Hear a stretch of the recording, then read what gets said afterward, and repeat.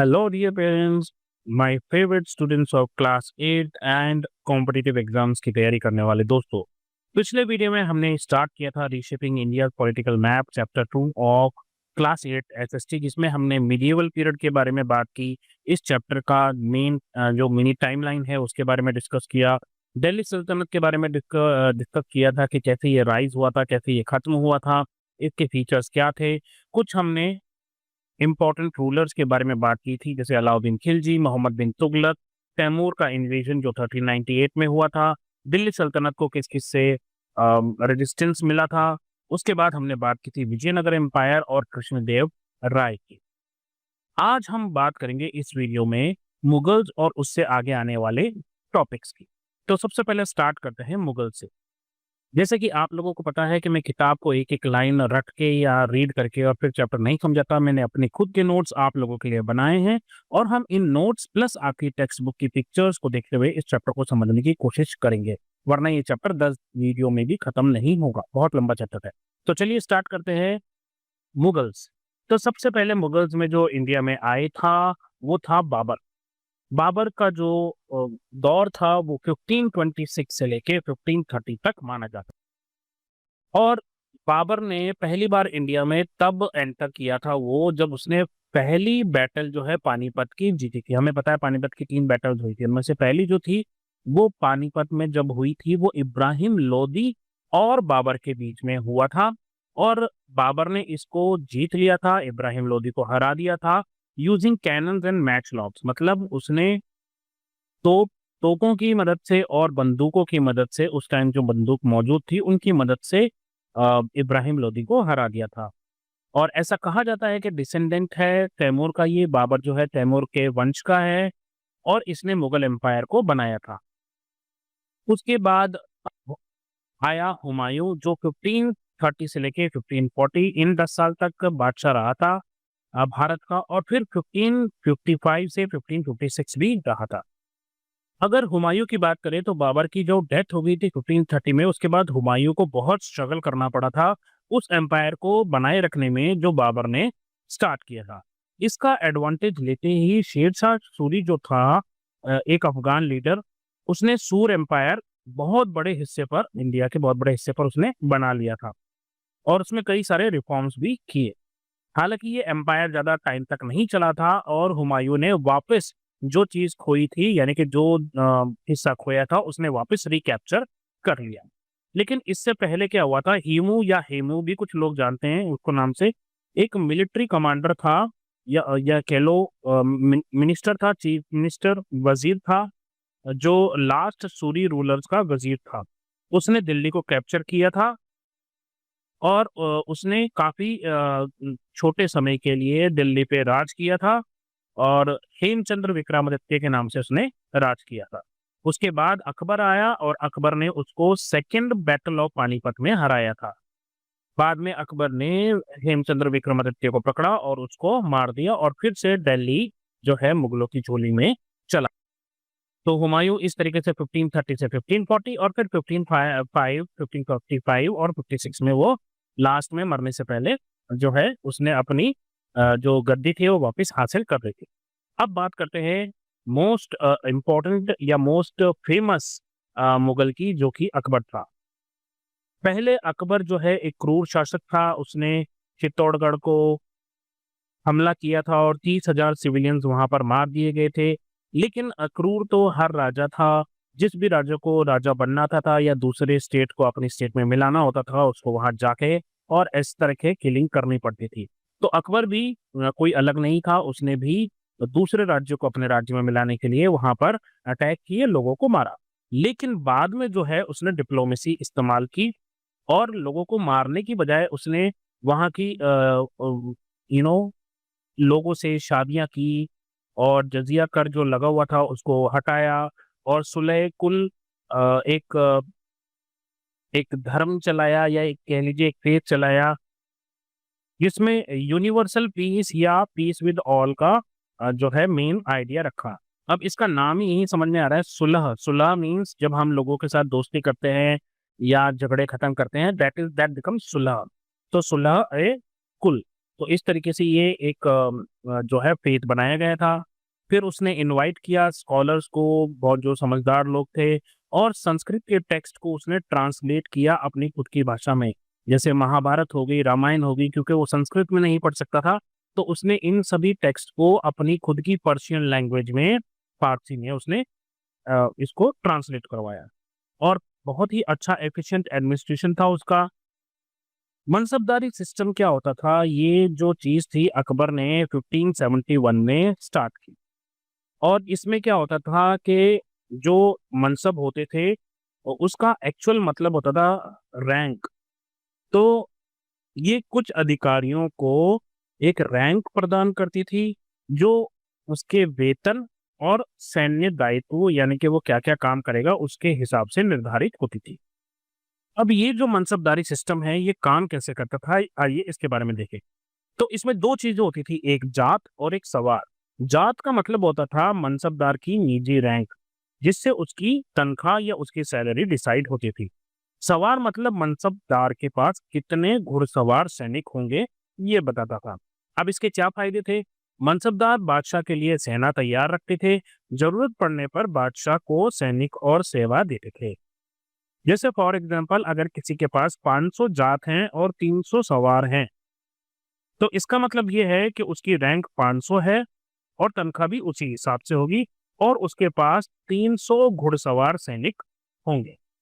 उसके बाद efficient administration की एक और एग्जांपल है टोडरमल का रेवेन्यू रिफॉर्म। अब आपके मन में सवाल आ सकता है, टोडरमल कौन है? तो टोडरमल जो थे वो अकबर के नवरत्नों में से एक थे। हमें पता है कि अकबर के कोर्ट में 9 रत्न थे, जैसे बीरबल और तानसेन, इस तरीके से टोडरमल भी एक थे। उनका काम था किसानों से जो भी टैक्स आता है उसकी व्यवस्था करना और उसको सही तरीके से चलाना।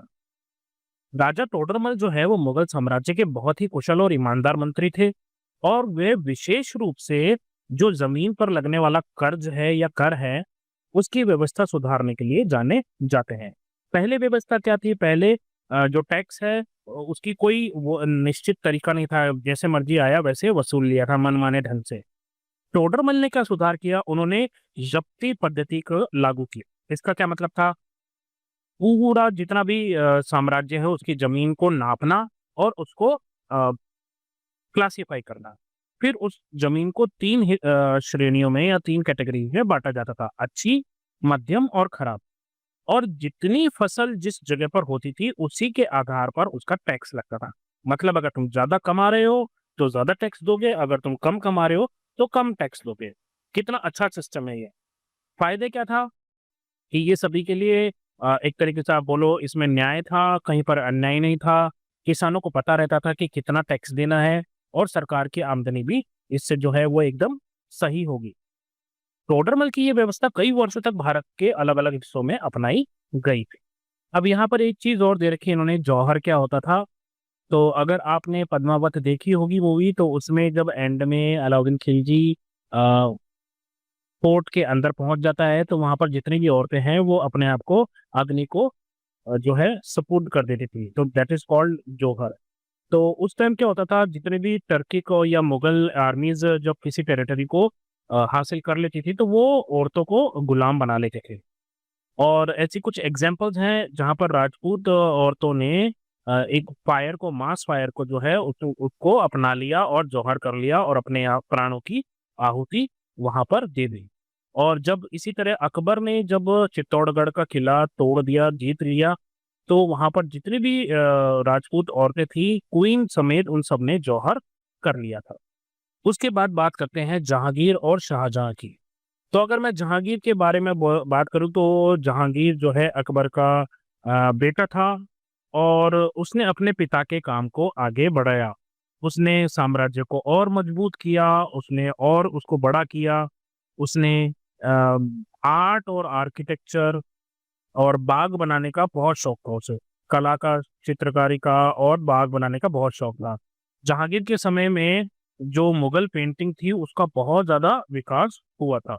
वे सुंदर बाग, फव्वारे और फूलों से सजे सजाए गए महलों के लिए मशहूर था। शाहजहां की अगर मैं बात करूं तो शाहजहां जो है वो 1628 से 1658 तक, यानी कि लगभग 30 साल तक रहा। जहांगीर का बेटा जो है शाहजहां, वो मुगल इतिहास में निर्माण का बादशाह, यानी कि किंग ऑफ बिल्डिंग्स आप इस तरीके से मान लो। क्यों? क्योंकि उसने भव्य इमारतें, बहुत बड़ी-बड़ी इमारतें बनवाई, उसने कई सुंदर बाग बनवाए। और उस समय जो है मुगल जो भी था साम्राज्य, उसकी कला और आर्किटेक्चर बहुत ऊँचाई तक पहुँच गए थे। अब जैसे शाहजहाँ के बारे में आपको पता होगा, शाहजहाँ ने ताजमहल बनाया था जो कि आगरा में है, जो कि व्हाइट संगमरमर का बना है, जो शाहजहाँ ने अपनी पत्नी मुमताज़ महल की याद में बनवाया था। इसके अलावा शाहजहाँ ने लाल किला बनवा रखा है, दिल्ली और आगरा दोनों में लाल किला मौजूद है। जामा मस्जिद जो है दिल्ली की इतनी फेमस, वो भी जो है शाहजहाँ ने बनवाई थी। इसके अलावा उसने कई सुंदर बाग और फव्वारे बनाए जिसमें पूरी तरीके से मुगल शैली को देखा जा सकता है। अब हम बात करेंगे औरंगज़ेब की। औरंगज़ेब की खास बात ये थी कि ये सबसे लंबा राजा बना रहा, सबसे बड़ा, सबसे लंबे टाइम तक ये मुगल बादशाह बना रहा। इसने अपना जो एम्पायर था उसको सबसे बड़े साइज तक कर लिया था। मतलब जितना अकबर ने फैलाया था उससे भी ज़्यादा औरंगज़ेब ने अपना ये फैला लिया था। और ये शाहजहाँ का बेटा था और मुगल साम्राज्य में 6th नंबर का ये जो है शासक था, जिसने एम्परर था। और बहुत ही सख्त था और इसको अनुशासन यानी कि डिसिप्लिन जो है वो बहुत ज़्यादा पसंद था। और अपने ही भाइयों को हराकर, मारकर इसने गद्दी सँभाली थी, जैसे कि अधिकतर राजा करते हैं। अब इसके शासन की खास बात अगर मैं आपको बताऊँ, तो इसने कई जो इस्लामी कानून हैं उनको कड़ाई से लागू किया। कुछ कर जैसे कि जजिया कर हो गया, वो जो पहले बंद कर दिया था उसको वापस इसने स्टार्ट कर दिया। और इसने अपना साम्राज्य जो है, अपना किंगडम जो है उसको बहुत दूर तक फैला लिया, ठेठ नॉर्थ से लेकर साउथ तक। और लेकिन लगातार युद्ध होते रहे जिसकी वजह से इसकी सेना थक गई और खजाना खाली होता गया। और जहाँ तक कला की बात करें, आर्किटेक्चर की बात करें, तो इसने इमारतें और कला को बचाने का काम किया। ज़्यादा समय जो है इसको मैनेज करने में और युद्ध लड़ने में ही इसका गया था। बाद में इसको मराठा, सिख और राजपूत तथा कई दक्षिण की जो स्टेट्स थी उनसे काफ़ी संघर्ष करना पड़ा। और 25 साल तक ये साउथ में, डेक्कन में जो है वहाँ पर लड़ता रहा, लड़ाइयाँ करता रहा, वॉर करता रहा, जिसकी वजह से इसकी जो ट्रेज़री है, खजाना है, वो खत्म हो गया। और फिर अंत में ये जो है लगभग 50 साल के बाद अ, इसकी जो है मृत्यु हो गई थी। अब औरंगज़ेब जो है वो लंबे टाइम तक राजा तो रहा ही, लेकिन फिर धीरे-धीरे कमज़ोर हो गया। और लगातार युद्ध करने से और बहुत ज़्यादा टैक्स की वजह से और सख्त नीति की वजह से जनता इससे नाराज़ हो गई। और बाद में जैसे ही औरंगज़ेब मरा, औरंगज़ेब तक तो मुगल एम्पायर बहुत स्ट्रॉन्ग था। लेकिन जैसे ही औरंगज़ेब मरा, उसके बाद फिर अंग्रेज़ों ने हम पर ऐसा जुल्म ढाया कि हम जो सोने की चिड़िया थी, हमें सब कुछ लूट कर वो अपने देश में ले गए। तो जब तक औरंगज़ेब ज़िंदा था, तब तक ब्रिटिशर्स, अंग्रेज़ जो है, वो सिर्फ़ आते थे, यहाँ पर व्यापार करते थे और चुपचाप वापस चले जाते। अब मैं आपको इंडिया के मैप पर ये दिखाने की कोशिश कर रहा हूँ ताकि आप समझ सको कि मुगल के टाइम जो था वो इंडिया कितना कैप्चर उन्होंने कर रखा था, उनका किंगडम जो है, साम्राज्य जो है वो कितना बड़ा था। तो यहाँ पर जो आप स्क्वायर फॉर्म में देख रहे हो, यहाँ पर ये जो स्क्वायर दिख रहा है आपको, ये अकबर का मतलब मुगल एम्पायर है जब अकबर बादशाह था। तो उस यहाँ पे देखो आप, अफ़गानिस्तान, पंजाब और पूरा नॉर्थ इंडिया और यहाँ पर ईस्ट इंडिया को थोड़ा बहुत छोड़ के बांग्लादेश वगैरह सब जगह इसने कैप्चर कर रखी थी। मुल्तान, लाहौर, दिल्ली, आगरा, जयपुर, मेवाड़, पटना, ढाका, कटक, सूरत, ये सब जो है अकबर के टाइम। लेकिन अकबर से भी आगे निकल गया औरंगज़ेब और उसने इस साम्राज्य को और आगे तक फैलाया। अगर आप यहाँ देखो इस तरफ, आपको देखने को मिलेगा कि वो कहाँ तक पहुँच गया था। ये देखिए इस हिस्से तक पहुँच गया था वो। और यहाँ पर ये जो हिस्सा था इसको एक्सपेंड किया। और आज का जो छत्तीसगढ़ है या आपका उड़ीसा है या कुछ हद तक आप बोले तेलंगाना है, महाराष्ट्र है, सब कुछ कैप्चर कर लिया था उसने। अगर आप देखो तो तमिलनाडु का कुछ हिस्सा, थोड़ा-सा कर्नाटका और केरला का हिस्सा छोड़ के बाकी पूरा जो हम अखंड भारत बोलते हैं ना, वो सब जो है लगभग औरंगज़ेब के कब्ज़े में था। इसमें से कुछ हिस्सा जो है वो राजपूत टेरिटरी थी और कुछ अहोम था। तो ये हिस्सा जो है ये राजपूत टेरिटरी था और ये जो हिस्सा है ये अहोम का हिस्सा था। इसके अलावा कुछ हिस्सा जो है वो सिखों के उसमें भी था, अंडर में भी था। तो ये सिखों का जो कब्जा था वो इस वाले हिस्से पर था। तो इसी चीज से हम अंदाजा लगा सकते हैं कि लगभग जो है 90% से ज्यादा हिस्से पर जो है मुगल्स उस वक्त भारत में मौजूद थे। यहाँ पर ये जो पिक्चर आपको दिखाई दे रही है ये राजा अकबर का कोर्ट दिखा रखा है, किस तरीके से यहाँ पर बैठे हुए हैं। और अगर आप ये देखोगे तो ये 5 स्टोरीड 5 महल है ना। 5 महल ये फतेहपुर सिकरी में है। फतेहपुर सिकरी जो है आगरा के पास एक शहर है जो अकबर ने ही बसाया था।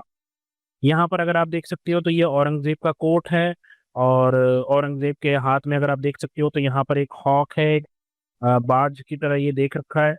और उनमें से एक बेटा जो है वो उसी के सामने खड़ा है। तो इस तरीके से ये मुगल एम्पायर था। अब हम बात करेंगे resistance to the Mughal. Mughal शासन में कई बार अलग अलग समाज, जनजातियों और नेताओं ने इसका विरोध किया। इसका कारण कभी बहुत ज्यादा टैक्स होता था, कभी जमीन का छीना जाना था या कभी धार्मिक स्वतंत्रता पर हमला भी हो सकता था। जैसे सबसे पहले हम बात करेंगे जाट किसानों की, जाट पीजन की। तो दिल्ली और आगरा के पास रहने वाले जो किसान थे उन्हें जाट किसान कहा गया। उन्होंने भ्रष्ट और अत्याचारी जो अधिकारी थे मुगल साम्राज्य में उनके खिलाफ बगावत की और उनका विरोध बाद में एक एक शक्ति की तरह बदल गया। लोग, बहुत सारे लोग इकट्ठे हो गए और एक संगठन जैसा उनका बन गया। इसके बाद हम ट्राइबल ग्रुप्स की बात करेंगे। तो जैसे भील है, गोंड है, संथल है, ये जितनी भी जनजातियां थी, ट्राइब्स थी, उन्होंने टैक्स देने और अपनी जमीन को खोने का विरोध किया। वे पहाड़ी और जंगल वाले इलाकों में रहते थे और उन्होंने मुगल के कानून को मानने से इनकार कर दिया था।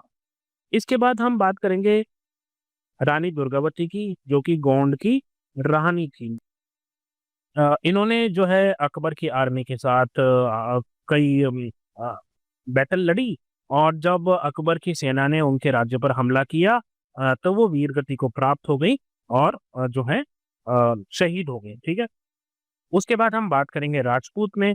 तो अधिकतर राजपूत जो है वो मुगल्स के साथ रहते थे, उनके साथ उनके बहुत अच्छे व्यवहार थे, दोस्ती थी।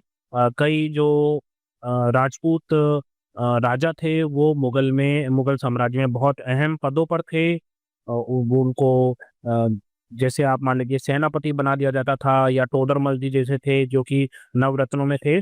तो मुगल उनको बड़े अच्छे तरीके से ट्रीट करते थे। लेकिन महाराणा प्रताप और दुर्गादास राठौड़, ठीक है, ये दो ऐसे आप कह लीजिए राजा थे जिन्होंने मुगल साम्राज्य के सामने समर्पण नहीं किया था। और हल्दी घाटी का युद्ध हुआ था 1576 में, जिसमें गोरिल्ला वारफेयर हुआ था अरावली हिल्स में। गोरिल्ला वारफेयर क्या होता है? छुपकर हमला करना। मतलब कोई अगर आ रहा है तो आप पेड़ों में या जगहों पर छुपकर और एकदम से अचानक से हमला करोगे, दैट इज वॉट छापामार युद्ध जिसको कहते थे, गोरिल्ला युद्ध। और दुर्गादास राठौड़ की अगर बात करूं तो औरंगजेब के समय मारवाड़ की रक्षा करने के लिए काफी लंबे समय तक इन्होंने विरोध किया। इसके बाद हम बात करेंगे अहोम, जो कि आसाम में रहने वाले थे। तो आसाम के लोग जिन्होंने अपने राज्य की आजादी के लिए लड़ाई लड़ी।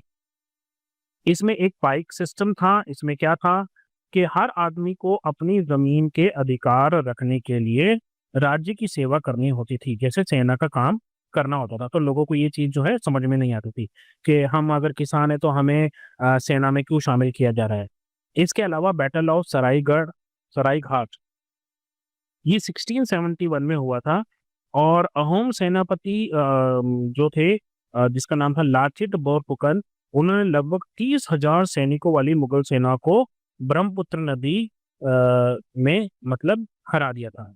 मतलब काफी लंबे टाइम के बाद जो है इस तरीके से कोई एक युद्ध हुआ था जिसमें 30,000 सैनिक जो है वो हार गए। और सिख गुरु अर्जन जहांगीर ने उनको मार दिया था। गुरु तेग बहादुर ये औरंगजेब से लड़ते वक्त अपने धार्मिक स्वतंत्रता को बनाए रखने के लिए ये मारे गए। और गुरु गोविंद सिंह जिन्होंने खालसा बनाया 1699 में मिलिट्री ब्रदरहुड के नाम पे, इन ये जो सभी थे इन्होंने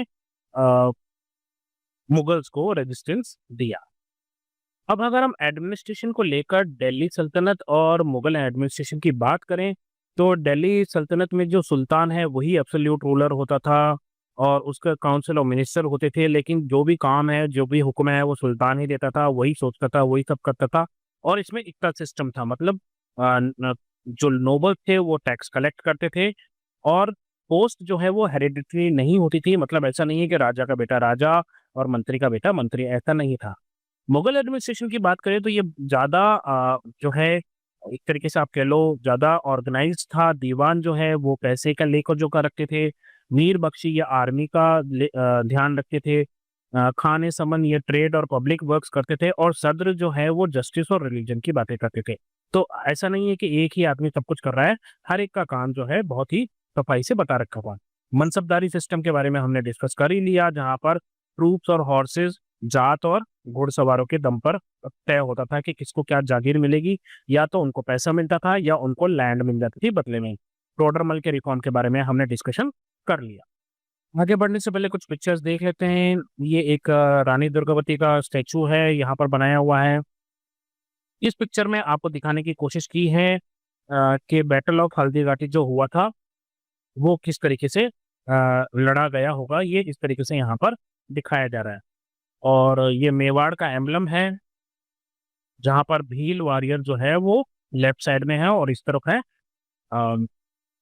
गोरिल्ला वारफेयर के जो मेन थे महाराणा प्रताप। और उसके बाद अहोम के बारे में हमने डिस्कशन कर लिया है। यहाँ पर देखिए ये बैटल ऑफ सराय घाट का है, और यहाँ पर आप देख सकते हो सैनिक जो हैं वो किस तरीके से एक नाव का इस्तेमाल करके आगे बढ़ रहे हैं। और ये अहोम वॉरियर के स्टैचू जो हैं डिपिक्ट किए रह जा रहे हैं यहाँ पे। फिर यहाँ सिखिज्म के बारे में कुछ है, सिखिज्म के बारे में हम बात कर चुके हैं।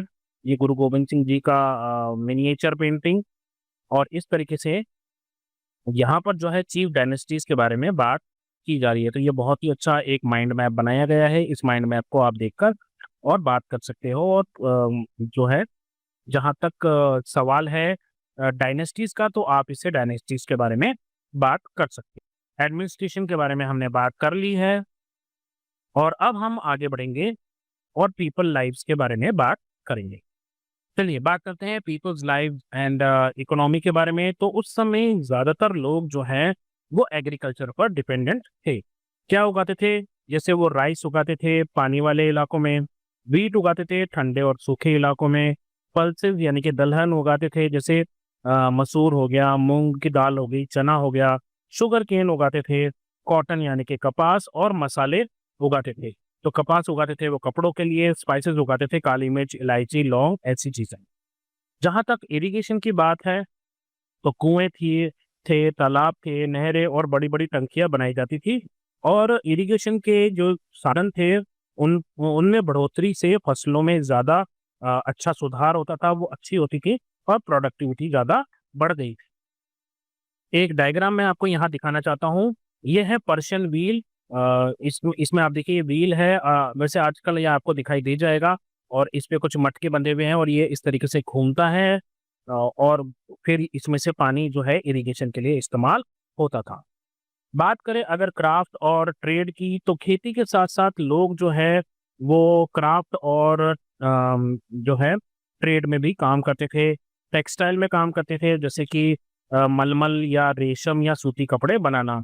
इसके अलावा शिप की बिल्डिंग, समुद्र से व्यापार करने के लिए मेटल वर्क, हथियार बनाना, औजार बनाना, बर्तन बनाना, और बिजी पोर्ट्स होना, जैसे कालीकट जो है वो मसालों के व्यापार के लिए बहुत इम्पोर्टेंट था, और सूरत जो है वो कपड़े और दूसरे सामानों के लिए बहुत इम्पोर्टेंट था।